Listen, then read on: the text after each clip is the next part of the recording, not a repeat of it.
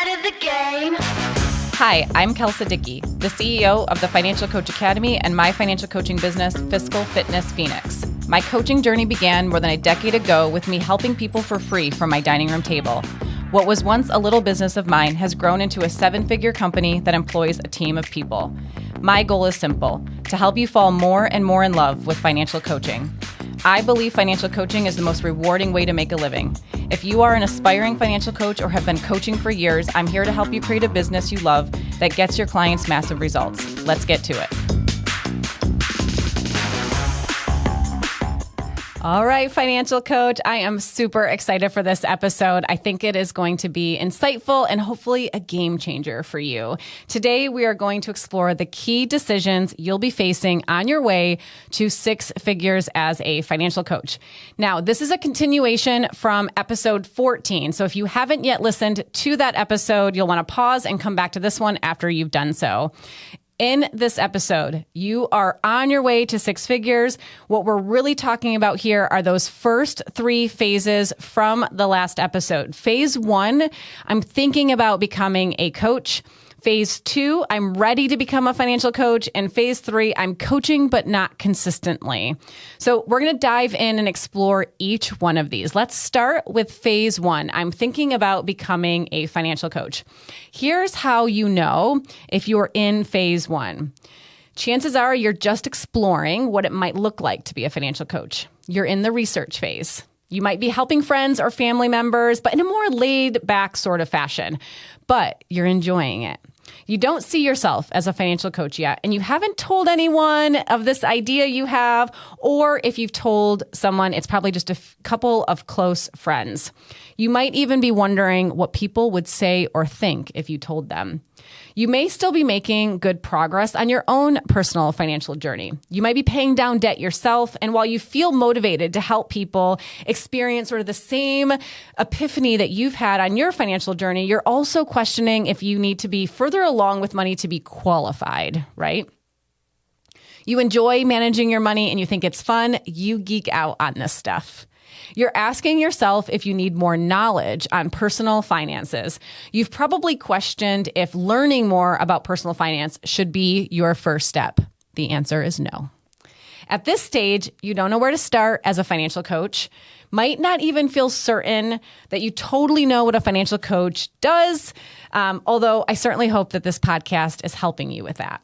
There's more you don't know than what you do know at this stage. And since that can be really overwhelming, if you're not careful and if you don't find support or action-oriented guidance to move forward, you could just stay right here and never move off of this phase.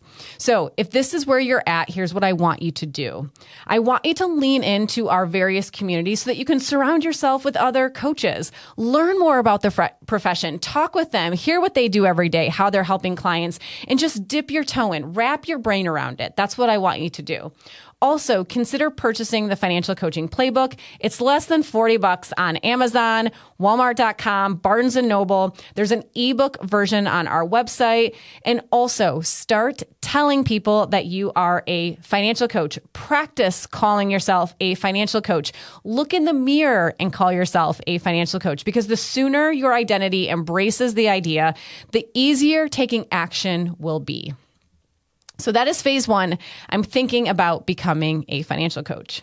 Next up is phase 2. I'm ready to become a financial coach. And if you remember from episode 14, this is the scariest phase of the 5. In this stage, you probably desire and know that you want to be a financial coach, whether that's part-time or full-time, does not really matter. Some people continue to work their full-time jobs and launch their businesses on the side. That is the majority of people who enroll in the Financial Coach Academy. And I think it's just the majority of people who call themselves a financial coach when they first start. Again, we like stability, we like security, we like things to sort of be planned out a couple of steps out. So this idea of launching your business without a job can feel really scary. Now, some people do decide to go all in that way and take that leap right when they first start. They do oftentimes get up to speed relatively quickly because they have to, right? But both are great options. One is not better than the other. It's whichever one is best for you. At this stage, you probably worry about things when it comes to coaching, like how to charge for it? Or am I going to have to take money from family and friends? And if so, that's going to feel yucky. Or I'm worried about being salesy or what people are going to think. You've probably researched a ton if you're in this phase. You might even feel overwhelmed with everything there is to know and do. So you're not sure what more you could read or take in. And yet still, even though you feel like you know so much and you're not even sure what more to learn, the next step feels scary because you know you have to take action next. There's no more research to do. If you want to do this, you've got to do this. And here's the thing. Here's why ultimately this is the scariest phase, because if you're in phase 2, you have to invest as a financial coach. In order to invest as a financial coach, you have to see yourself as a financial coach. You have to believe, I am a financial coach, I'm doing this thing, right? And that can be really terrifying. This is when you're probably starting to realize that you're going to invest one way or the other. You're going to invest time or you're going to invest money, and more likely than not, a little bit of both. You can choose to try and figure all of this out on your own, which might take longer, and it probably will be more frustrating because progress is going to be slower. You're going to experience fewer wins, not to mention you're going to experience slower results as well. Or you could invest into something like the Financial Coach Academy, which requires a financial investment, but then it gives you all of the tools and resources and coaching that you need to launch your business and grow your business and essentially become a successful financial coach. But in this phase, that's the decision you're sort of facing. Like, do I just keep going at this, investing my time and effort, nights and weekends after work possibly? Or am I going to invest my money and try to shortcut that time and really launch the business faster? That's the decision that you have at hand. It feels probably at this stage like you're bubbling over a little bit. Maybe that's with anticipation or fear or even some excitement, but it sort of feels like at some point you've got to do something, right? And that is phase 2. I'm ready to become a financial coach. Like I was saying, where phase 2 is the scariest phase, phase 3 is actually the hardest phase. Phase 3 is I'm coaching, but not consistently. So in this phase, you have a few clients, maybe even a handful of them. You're actually making money as a financial coach, so that feels good, but it may or may not feel like a lot of money to you. It doesn't really matter how much it is. It's the fact that like you've got some coming in as a financial coach. Chances are you're spending a lot of time between 2 main roles at this phase, building the business and attracting clients. So you're doing things behind the scenes with like scheduling softwares maybe, or designing handouts or doing some social media stuff, but you're also focusing on attracting clients, which is like marketing and trying to get clients to work with you, right? You're not spending nearly as much time actually coaching clients, and that feels a little odd. You question if you can really call yourself a financial coach if you only have 1 to 2 clients, and sometimes you feel like a fraud. Like I was saying before in a previous episode, fraud and feeling like a fraud, this idea of like, oh my God, the doubts that we have about being a fraud, it's actually the big brother to imposter syndrome. So first, if you think about it earlier, you kind of wondered if you had what it takes to coach anyone. Like, do I need to learn more? Do I need to take a personal finance course, right? That's imposter syndrome, feeling like I can't do this or I don't know if I can do this. Then you get a few clients, so you're actually doing it. And then you wonder, am I really a financial coach if I only have a few clients? So this can be a legit fear. So I'm not trying to minimize it at all, but it's like this fear that someone's going to find out that you're calling yourself a financial coach, but you really only have like a handful of clients. And like, oh my gosh, like what if they find out that this isn't going as easy as I wish it was or what I thought it would be? Or like, am I painting this picture that like I've got this all figured out when really you experience a lot of self-doubt at this stage for sure. And that can make you feel like a fraud. This phase is hard. You are going to question if you made the right decision at this phase. You are probably in hustle mode. There's still more you don't know than maybe what you do know. You still feel very new and very green, and it seems every week there's something else you realize you don't know. You're marketing and client attraction at this phase also feels really hard. You're unsure of yourself and you're trying new or different ways of doing things or how you're saying things, what you're putting out there. And I remember going to networking meetings at this phase and like saying something and just thinking to myself like, oh my God, Kelsey, that was so terrible. Note to self, like, do not say it in that way ever again. Like, don't do it kind of thing. But mind you, I'm thinking that in my head, but what I'm doing is I'm actually displaying like confidence or this like, oh, I totally know what I'm doing kind of attitude, right? But really internally, I am like, oh my God, I just screwed that up so bad, right? And again, that's where those feelings of fraud can come from because we feel a little bit inauthentic, if you will, right? It feels like everybody else has it figured out except for us. It also requires a lot of trial and error at this phase. And I know some of you are probably listening right now. You're hearing me talk about this phase and you're thinking, oh my God, yes, I am in this phase. And if that is you, you are in the thick of it. It is so hard, phase 3. I see you. I was you. The self-doubt and frustration or exhaustion is something fierce at this stage.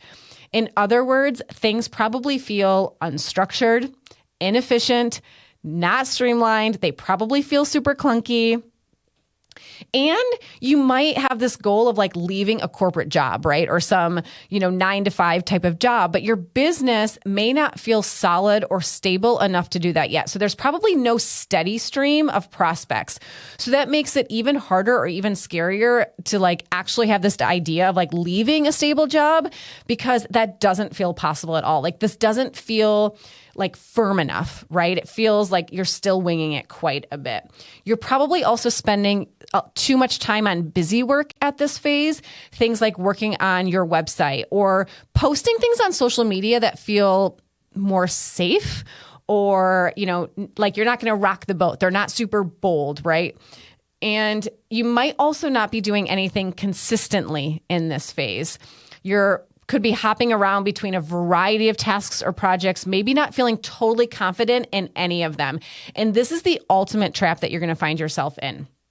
You're not taking strong or bold enough action. You're not taking consistent action. And the reason that's happening is because we're not really sure what we need to be doing to move the needle at this phase. And so then we don't go all in on any of the things that we're actually trying. So then, of course, we don't actually see results from those things or they don't work, but that's not because they're not ultimately going to work. It's because we're not doing them consistently, right? Like we're maybe not even doing them right.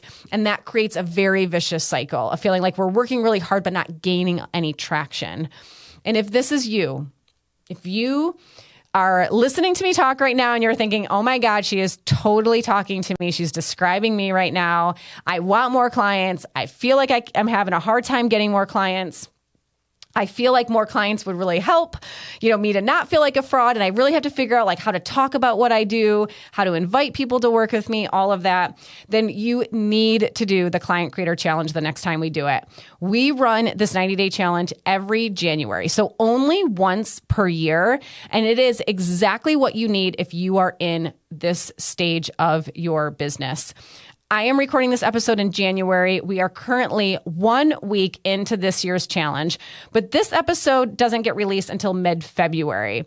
So in my timeline right now, in January, we're 1 week into this year's challenge, and the coaches, there's 40 of them, have done $24,965 in new client revenue in just 1 week.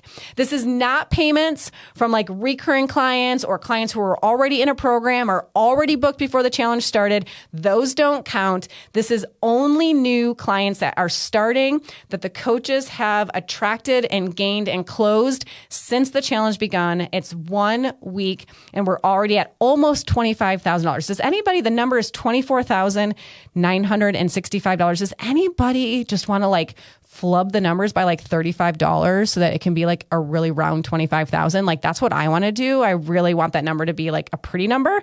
But anyway, that number represents $624 per coach on average, and it is only 1 week. And really quickly, let me just coach you through this financially really quickly. It's what I do. I can't help myself. If you are feeling like how I described above, the cost of the Client Creator Challenge is $997. You might be listening to this episode in February. That means you've got 10 months until the next Client Creator Challenge starts. So put $100 away per month starting now and plan to join us in January. $100, coach. That's all it is per month. I know you can do that. It will be absolutely worth it. Here's the thing. Phase 3 is the hardest phase. You want to get through this phase as quickly as possible. And that means you've got to take focused and bold action on your client attraction efforts. The sooner we figure that piece out, the more steady that whole process becomes. And then you can then focus on the other areas of your business. And it removes so much self-doubt. It removes so much trial and error. It is one of the best things you can do is try and rip this Band-Aid off as quickly as possible. So those are the stages on your way to 6 figures. Those are some of the decisions you're going to need to face. Here are the skills that you'll want to develop or the steps that you can take if you are in this area of business growth. Like I said, number 1 is I want you to start telling people, more people. Start shouting it that you are a financial coach. Begin setting boundaries around your time and energy when it comes to your business. If you only have 2 hours a day to work on your business, you want those 2 hours to be as productive and high quality as possible, results oriented. So block off your calendar, shut your door to your office if you have one. Ask for support and encouragement from your significant other if you have one, but really try and set those clear boundaries. Surround yourself with other financial coaches. Pick a date. You can find yourself in information paralysis quickly. And picking a date of when you're going to launch your business, or if you've already launched and you've got a couple of clients, you're in stage 3, it might be more of like when I'm going to leave my corporate job, right? Like when I need to get my business to a better place so that I feel confident doing that. That's the date that you want to pick. Think about it like wedding planning. It's like once you pick the date, then all of the wedding planning tools out there are like, well, 1 month before you want to know this, and 2 months before, and 6 months before. And it really helps you to map out the things you need to do. And from there, having that plan laid out in front of you can really help you to take action. You can take much more confident action when you have a date picked. So pick a date. It also helps you ground this idea into a plan. At this stage, another thing you might want to consider is how you're going to invest in yourself as a financial coach. Again, in order to invest in yourself as a financial coach, you've got to see yourself as a financial coach. You've got to believe like, I am a financial coach. I am doing this thing. And I know that is terrifying, but I also know that you can do it. Your clients need to invest in their future when they sign up with coaching, and so do you. So one way that you can motivate yourself in this way is by telling yourself, I'm going to lead by example. I'm going to experience what investing in myself in my future feels like so that I can talk and like hold space for my clients when they are making that decision for themselves. It is time to no longer be passive about your desire to become a financial coach. It's time to back it up with action if you are in any of these phases. You're going to invest one way or the other, whether that's with time or money. You've got to decide which one of those things you're going to pay with. Okay.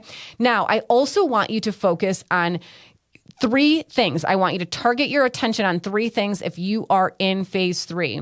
Number 1 is your client journey or the experience that you want your clients to have working with you. Make sure that things are set up to deliver a positive experience. This doesn't have to be like really high luxury or anything like that, but just make sure you're thinking about the various touch points. How can I help my client to feel supported and taken care of at each stage of the process? When they sign the contract, when they schedule their appointments, when you invite them to work with you, all of those types of things. Coaching doesn't just happen during the coaching sessions.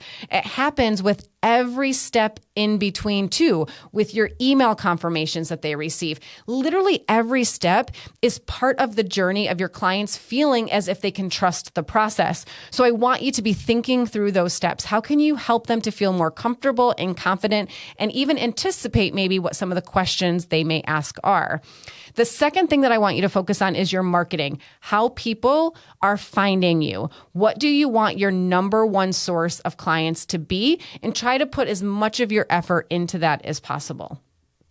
And then number 3, the thing that I want you to focus on is your selling, how you're inviting people to work with you. I've shared before, I'm going to talk about this in future episodes. We'll give you some prompts and that sort of thing. But this is definitely one of those areas where I had to experience the most growth. I definitely took some sales classes that I did not like. They did not feel like the selling technique didn't come from a place of integrity for me, which was really important. I wanted to feel good during the sales conversation.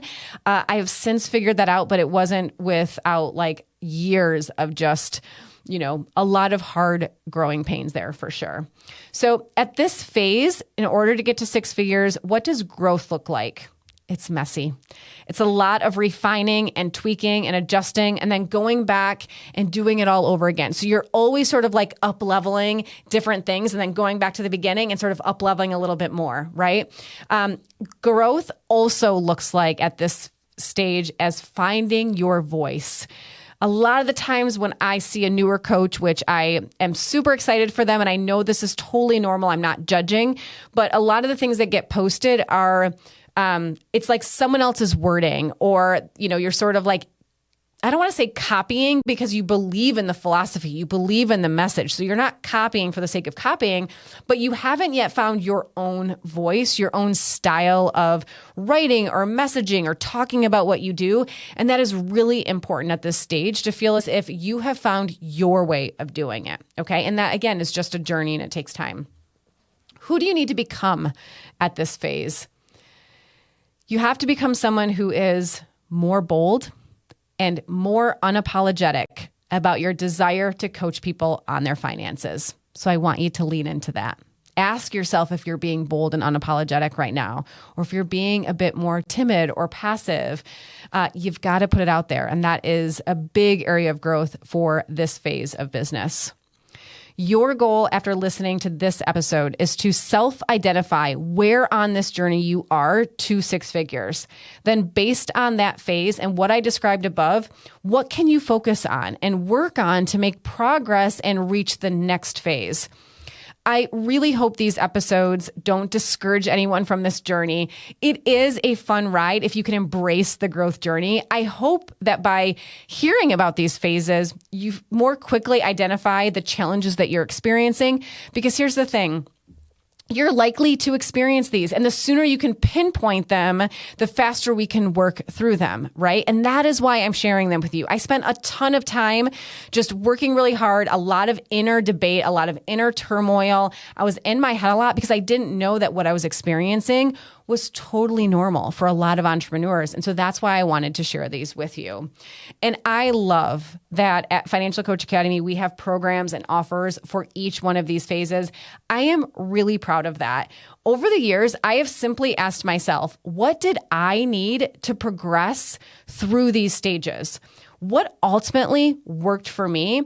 Or what do I wish that I would have had available to me when I first started and when I was progressing through these stages? Because a lot of these things, when I started my business as a financial coach 15 years ago, there were no other financial coaches. There were no financial coach mentors. There was nobody to really show me the path. And so as I have navigated this journey, I've just thought about what did I need at this phase? And then I went about creating it for all of you because it's what I love to do. And I truly believe that we need more financial coaches in our world. And so it makes me really proud that we have offerings for each one of these phases. And here's the thing, whether you invest in one of our programs or someone else's, I just hope that this helps you determine what to look for based on where you're at and what you need so that you're not investing in the wrong program or the wrong coach. Sometimes we do that. We invest in something that's really 3 stages ahead of where we really are, and it's too advanced for us, or we're just not there yet. It's not ultimately what we need. And so I hope by reviewing these 3 stages, you're able to self-identify, figure out where your area of focus should be, the type of growth you need to experience. And so then what program or offering is going to satisfy and fulfill those needs. Okay. So we are now to the reflection question part of the episode. At the end of every episode, I give you something to ponder, something to consider, something to reflect on. Reflection is absolutely taking an action, right? So you can simply reflect on this question. You can journal it out. You can talk about it with another financial coach. But one of the things I absolutely hope you will do is share your answer with me, because I do think it helps to deepen our awareness and gain clarity on the things that we talk about on the podcast. So please share with me. If you're watching on YouTube, go ahead and leave me a comment. Or if you're listening on a podcast, take a screenshot of whatever you're listening to and share that in your stories, tag Financial Coach Academy, and type in your answer. These types of things are really great for your audience to know about you. I think this is one example of sharing a more bold message for yourself, finding your voice, allowing other people to be part of your journey. I think all of these reflection questions should be shared as part of your marketing. And I would just love it if you tagged us in your answer. So here is your question. How will I invest in myself, my future, and my growth at this stage of my business? How will I invest in myself, my future, and my growth at this stage of my business? I believe financial coaching is the best and most gratifying way to make a living. I truly love what I do. If you're ready to learn and see how to become a profitable, successful financial coach, check us out at financialcoachacademy.com to learn more about our online courses, free trainings, and events. Don't forget, we have a happy hour coming up very soon. As always, I love hearing from you too. If you have any questions for the podcast, submit them at financialcoachacademy.com/podcast. And if you love this episode, please subscribe on YouTube or on whatever podcast player you're using, and leave us a rating on Apple Podcasts. It would mean the world to me. See you next week when we're going to take it to the next level, 6 figures and beyond.